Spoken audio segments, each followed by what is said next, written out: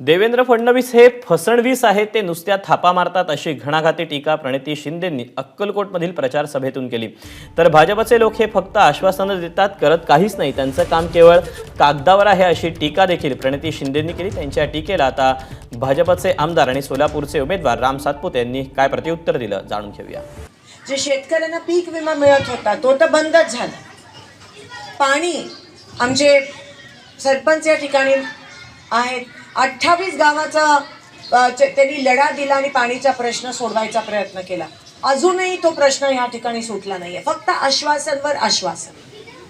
आणि ते म्हणाले प्रत्येक वेळेस आम्ही हे करू, आम्ही ते करू, फक्त कागदावर असतं, अंमलबजावणी त्याची होत नाही।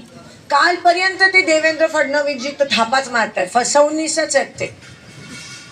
एवढं म्हणजे मी करतो आणि काही केलं नाही।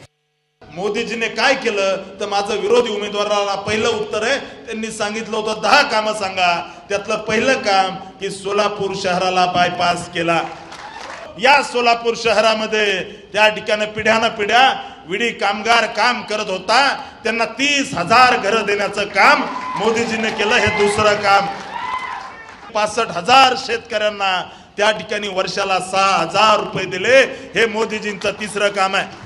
मित्रांनो, मोदीजींनी चौथं काम काय केलं तर मुद्रा योजनेच्या माध्यमातून या ठिकाणी सोलापूर जिल्ह्यातील 2.5 लाख त्या ठिकाणी कर्जधारकांना जवळजवळ 1700 कोटी रुपयाचं कर्ज दिलं, हे मोदीजींनी केलं।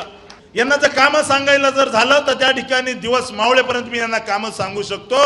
या सोलापूर जिल्ह्यातील 850 पेक्षा जास्त ग्रामपंचायतीला प्रामुख्याने या लोकसभेमधल्या जलजीवन मिशनच्या माध्यमातून घराघरामध्ये नळाचं पाणी पोहोचवलं। एबीपी माझा, उघडा डोळे बघा नीट।